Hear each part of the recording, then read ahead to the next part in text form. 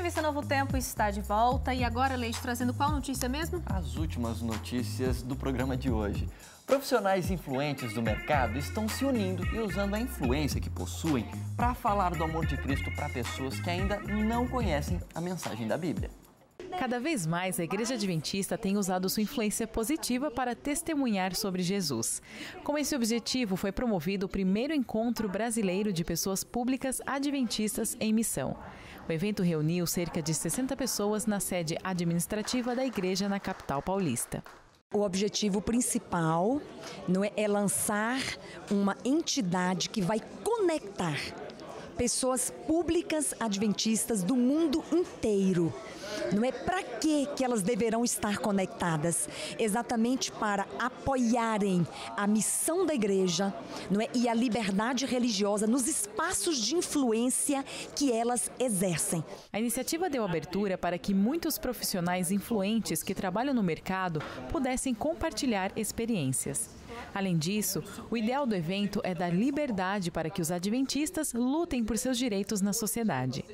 É muito importante que os valores da liberdade religiosa, a expressão de cada um de nós, como expressão da opção de ter esta ou aquela religião, prevaleça de maneira insofismável. O encontro foi organizado pela Associação Mundial de Pessoas Públicas Adventistas, com o intuito de se repetir nos próximos anos. Na semana passada, você viu aqui no Revista Novo Tempo uma reportagem especial sobre a ação que a ADRA está fazendo em Governador Valadares, interior de Minas Gerais.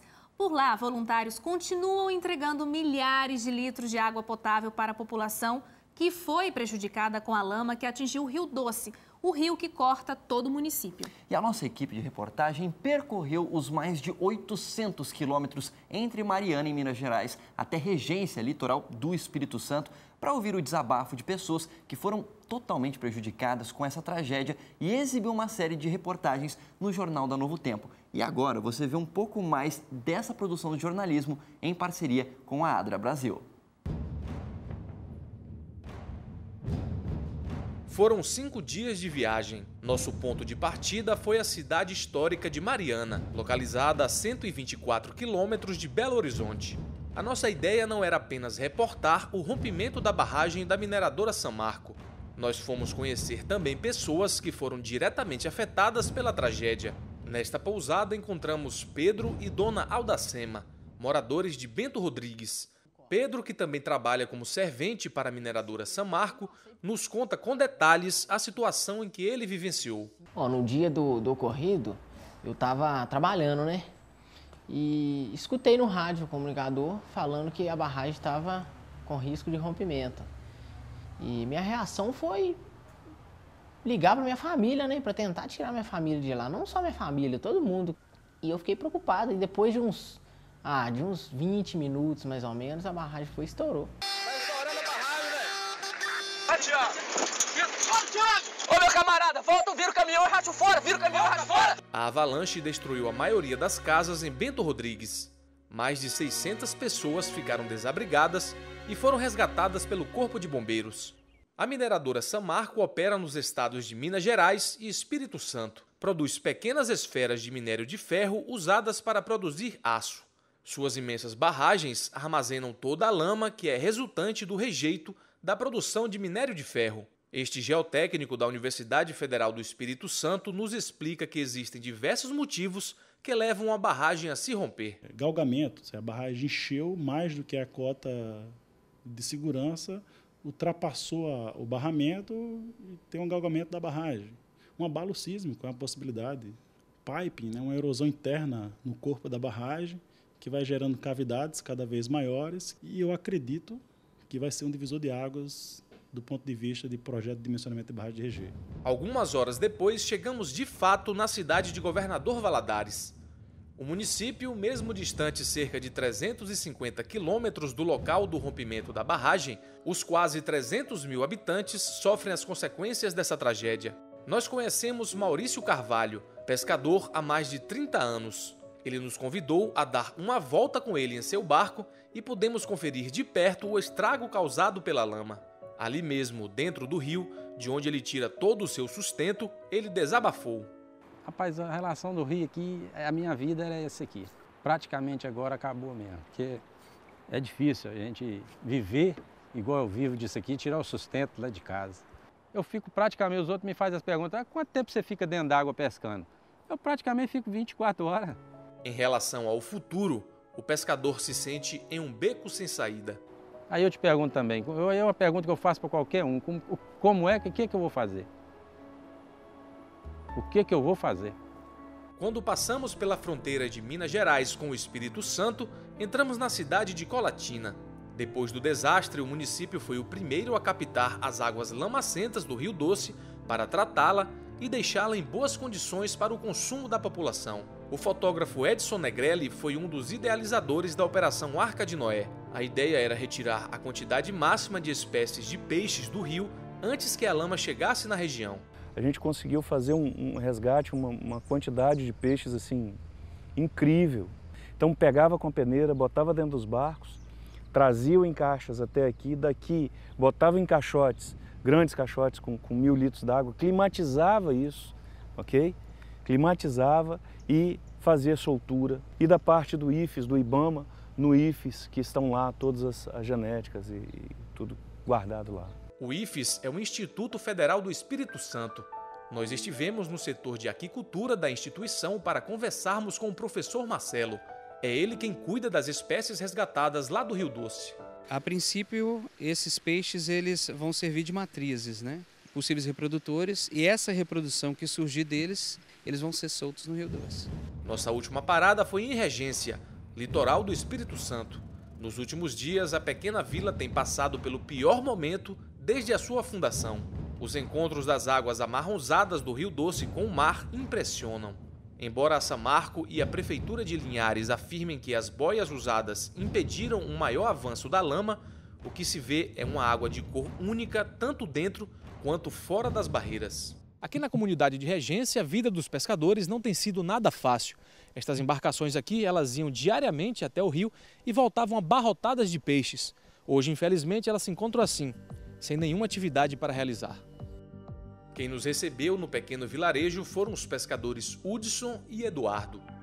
Em uma breve volta de barco no encontro do Rio Doce com o mar, pudemos ouvir os desabafos e as expectativas de quem depende do rio para sobreviver. Antes dessa água chegar, para nós era muito feliz, porque a gente poderia trazer as crianças da gente para tomar um banho, as esposas. O ganha-pão da gente a gente não faltava.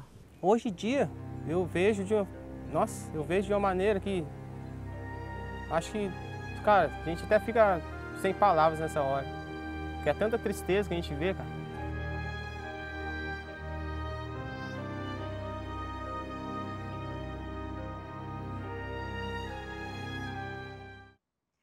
Hoje à noite, a TV Novo Tempo, em parceria com a sede da Igreja Adventista na América do Sul, tem um super presente de final de ano para você.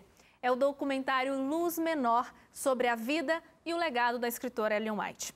E eu tenho aqui o responsável por este projeto, é o jornalista Wagner Cantori. Tudo bem, Wagner? É um prazer receber você aqui, viu? Suzane, tudo bem? Prazer é meu de estar aqui no Revista. A gente sempre fala sobre um prazer receber a pessoa, mas hoje realmente é um prazer, porque o Wagner está acostumado a fazer um programa de entrevistas e hoje eu vou ter a oportunidade de entrevistar você. Pois é, a gente troca de lugar e fica meio estranho, né? A gente não sabe o que você vai perguntar, fica aquela coisa. Mas pode ficar tranquilo. Eu começo perguntando por que falar de Ellen White? O que tem de tão fascinante na história dessa mulher? Ela é uma mulher extremamente fascinante, como você disse, Suzane, porque assim, ela escreveu mais de 100 mil páginas, o que depois se tornou livros, artigos para revistas e algumas cartas também que ela fez em conselho a algumas pessoas.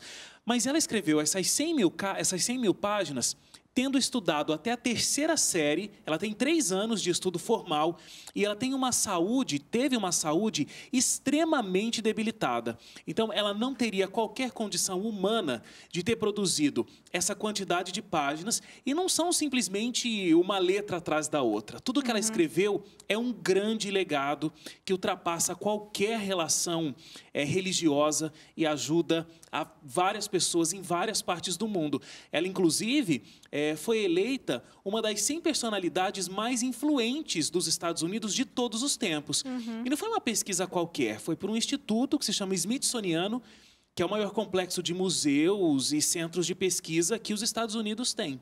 E tem um ponto bem importante, porque o que ela escreveu há muito tempo atrás ainda vale para os dias de hoje, né, Wagner? É isso que é interessante. Você lê os escritos de Ellen White e, primeiro, eu acho que quem lia na época que eles foram publicados devia achar muito estranho, porque ela escreve coisas que na época a ciência não tinha comprovado, a ciência não tinha descoberto ainda, teólogos ainda não haviam descoberto aspectos das línguas originais da Bíblia naquele período e ela já escrevia. Então, quando a gente lê Ellen White hoje, a gente percebe que ela é super atual. Só que se a gente pensa que ela escreveu isso no contexto do século XIX, a gente só consegue imaginar que ela era extremamente à frente do tempo dela. Agora, tem uma coisa complexa na história de Ellen White, porque existem alguns mitos. Várias pessoas não entendem muito bem o papel dela dentro da Igreja Adventista, não é isso? Exatamente. O documentário ele tenta, inclusive, desmistificar tudo isso, porque algumas pessoas têm ideias um pouco contraditórias sobre Ellen White e o papel dela na Igreja Adventista do Sétimo Dia. Ela é uma das fundadoras da Igreja Adventista, mas ela não é a fundadora da igreja, ela é uma das fundadoras. E não existe nada que a Igreja Adventista do Sétimo Dia acredite como doutrina que foi criado por Ellen White. O documentário se chama Luz Menor. E é justamente isso, ela classifica o trabalho dela como sendo a luz menor. O que quer dizer isso? É uma simples luz que conduz para uma luz maior que é a Bíblia. Então, não tem nada que Ellen White tenha escrito que não seja simplesmente para levar a nossa atenção para a Bíblia, levar a nossa atenção para ler a Bíblia. Então, não tem nada que Ellen White diga que contradiga a Bíblia. Sim. Ou que tenha algo diferente do que a Bíblia já disse. É uma condutora, É uma condutora, leva a gente para se aprofundar, para ler mais a Bíblia. Mas agora tem uma coisa, Wagner, tem algumas pessoas que acreditam que ela foi profetisa, outras acreditam que ela não foi profetisa, e ainda há aqueles que acreditam que ela é uma santa. E aí? Pois é, não tem nada a ver com santa. Ellen White não é considerada pela Igreja Adventista, ela nunca se considerou alguém santo, alguém... Quando eu digo santo, naquele pensamento de que santo é alguém que não cometeu pecados, que realizou milagres, né? Não foi isso. Ela teve os seus erros, a gente comenta algumas dessas características muito humanas de Ellen White. Ela não é uma santa que tem uma auréola sobre a sua cabeça. Ela foi um ser humano como nós todos e, inclusive, a diferença é que ela foi usada por Deus como profetisa para trazer uma mensagem que era uma mensagem super atual, a mensagem que Jesus está voltando. Essa é a principal mensagem que toda a obra Ellen White apresenta. Você ia me perguntar uma coisa? Você tocou num ponto interessante que foi sobre esses lugares que vocês passaram. E essa é uma perguntinha pessoal, a última pergunta aqui da nossa entrevista. Claro, não existe nenhum mito sobre esses lugares, não é nenhum lugar santo, algo do tipo, mas é uma experiência marcante, não foi para vocês? Passar por esses lugares onde essa pessoa tão ilustre viveu, onde ela realmente desenvolveu todo esse seu legado como autora, escritora. Passar por esses lugares é uma grande emoção, porque você está vendo ali o quarto onde você sabe que ela escrevia e recebia uma luz da janela. Eu entro num quarto onde ela recebeu a presença de Jesus e um coral de anjos. Imagina que privilégio. Né? Então você está num lugar onde você sabe que Jesus entrou com um coral de anjos e cantou. É uma coisa realmente emocionante. E o pessoal que assiste o documentário Luz Menor, que, aliás, vai pro ar assim, acabou a revista, Suzane, já começa o documentário. Então, eu acho que as pessoas vão conseguir sentir essa emoção e, mais do que isso, conhecer melhor, desmistificando alguns aspectos que quem não conhece a história de Ellen White acaba acreditando. Muito obrigada, Wagner, pela sua presença. Foi muito bom ter você aqui e parabéns pelo projeto. Imagina, Suzane, eu que agradeço aqui. Sempre um prazer estar no Revista Novo Tempo. E você aí de casa, não se esqueça, continue com a gente aqui na Novo Tempo, porque logo depois do Revista, às 9 horas, você vai poder assistir o documentário Luz Menor e aí no seu vídeo também está aparecendo os horários da reprise. E agora você vai acompanhar a chamada. Com apenas 3 anos de estudos e uma saúde debilitada, Ellen White escreveu mais de 100 mil páginas e seu legado ultrapassou qualquer limite religioso.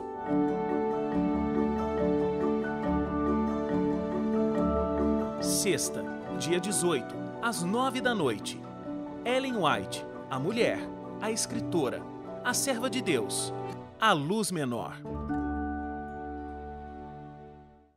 Muito bom. A gente não vai perder, não é, Suzane? Claro que não, eu já estou ansiosa para assistir desde o início da semana. É isso aí. Agora o Revista Novo Tempo vai ficando por aqui. Acesse o nosso blog, novotempo.com/jornalismo. E também, né, Leite, tem as nossas redes sociais. O Revista Novo Tempo dessa semana vai ficando por aqui. Um bom descanso para você. A gente se vê na semana que vem, é claro. Tchau, tchau. Tchau.